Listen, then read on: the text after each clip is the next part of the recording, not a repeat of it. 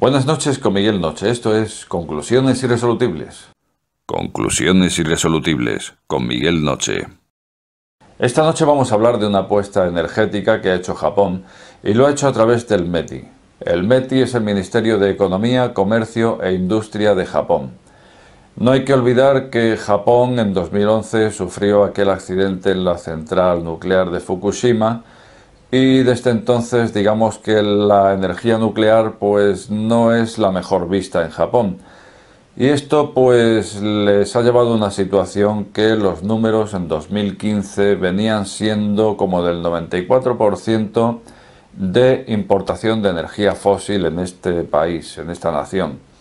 Entonces, claro, un 94% en importador de energías fósiles, digamos que son números muy altos, no, son números altísimos, ya que la energía pues es un pilar imprescindible, un pilar importantísimo dentro de la economía de un país y por lo tanto pues hay que hacer algo ahí. Bueno, pues Japón está optando por alternativas. Dentro de estas alternativas pues se está convirtiendo en el tercer importador del mundo en carbón, por ejemplo, después de China y de India, si no recuerdo mal. Entonces, claro, el carbón, que a estas alturas el resto del mundo se está descarbonizando, pues cuando no resulta la mejor opción, resulta que ellos tienen que apostar por algo que no sea nuclear. Bueno, pues llegados a este punto, vale, por un lado están importando carbón, como digo, pero sin embargo también le están haciendo bastante hueco a las renovables y de esta forma se llega a un plan propuesto por el METI que va enfocado hacia los vehículos eléctricos a base de pila de combustible de hidrógeno. El hidrógeno, que hasta ahora nadie apuesta por él, ¿verdad? Ese hidrógeno que nos están diciendo que es bastante peligroso a la hora de manejarlo, que luego nos resulta demasiado caro de obtener a través o bien de electrolisis como termolisis, sistemas que valen un dinero que luego no se recuperaría con la energía que nos entrega ese hidrógeno. Es lo que se nos viene diciendo, ¿no? Que el hidrógeno no es potencial por eso. Bueno, pues aquí, en este espacio, yo llevo más de un programa siempre reivindicando algo, y es que el hidrógeno se podría obtener a través de electrolisis mediante la fotovoltaica como fuente de energía primaria. Bueno, ahí está la fotovoltaica que nos entregaría una corriente a través de la cual haríamos esa electrolisis al agua, de la cual podríamos disociar ese hidrógeno. Debe ser complicado porque hasta ahora el hidrógeno como que no se utiliza. Bueno, pues por fin en Japón, como digo, se ha optado por ello. Un plan del METI que pasa por una central fotovoltaica de 10 megavatios de potencia para hacer una electrolisis a partir de agua alcalina y nada más, disociar ese hidrógeno que contiene el agua, ni más ni menos. Bueno, lo que siempre se ha dicho aquí, pero que no estamos descubriendo tampoco la sopa de ajo. O sea, simplemente la electrolisis, el conseguir hidrógeno del agua a través de electrolisis, ya se conoce. Lo que ocurre es que no resulta viable, ¿no? Lo que sí defendemos de aquí es la viabilidad de esa electrolisis a través de la fotovoltaica. Bueno, pues eso es lo que se ha proyectado ahora mismo en Japón a través de este plan del METI y precisamente este plan pasa por los siguientes números.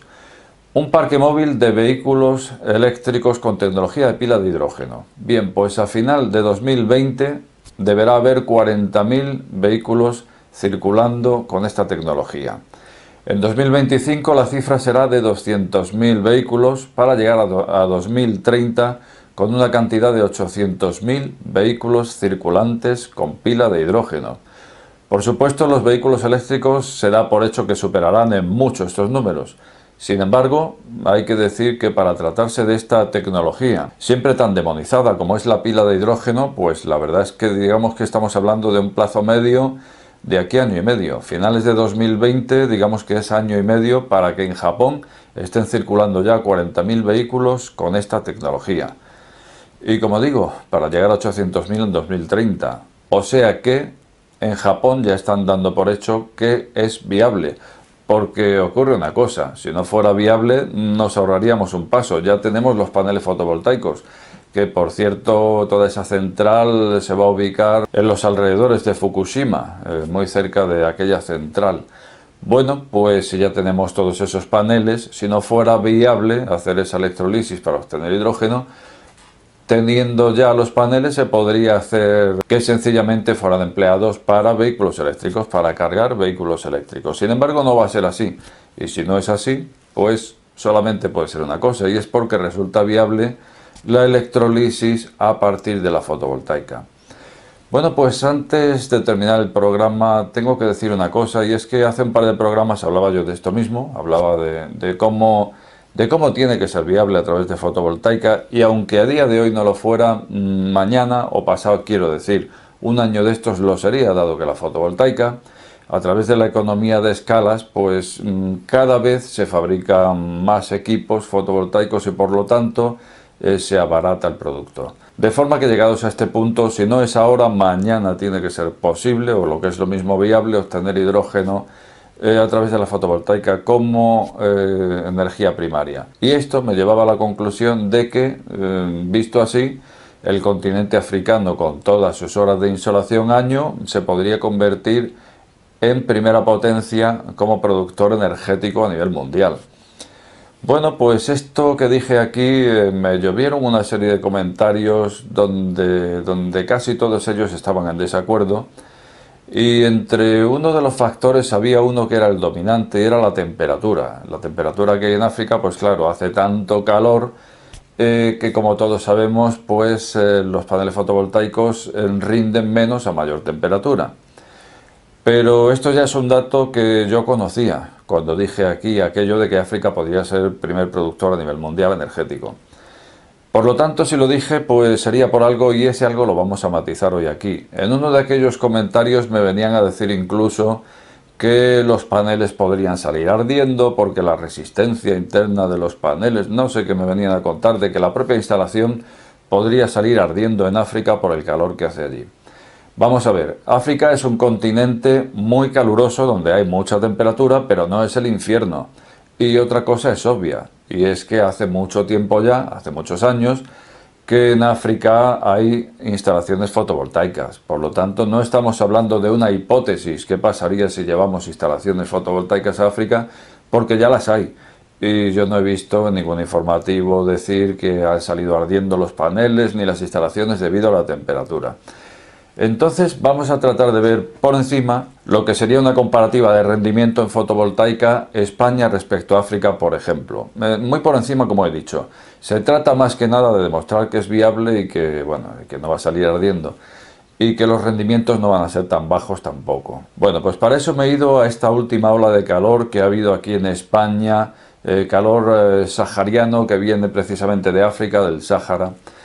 Bueno, pues en julio en España se han registrado temperaturas máximas, concretamente en Badajoz y en Huelva, que precisamente han batido récord histórico desde, yo que sé, primero del siglo, en fin, una burrada. Récord histórico de máximas en 46 grados. Se podía freír un huevo en el asfalto. Bueno, 46 grados no está nada mal. Badajoz, Huelva, en España, en este mes de julio, plena ola de calor. Bueno, pues ahora nos vamos a esa misma ola de calor en África, concretamente en el Sáhara, que es de donde venía, precisamente es el foco de donde venía todo ese calor para España. Temperatura máxima registrada, 51,3 grados, es decir, 5 grados más, 5,3 grados más. Lo dicho, no es el infierno, bueno, parecido, ¿no? Porque la verdad es que a ver quién se pone ahí bajo el sol a 51 grados.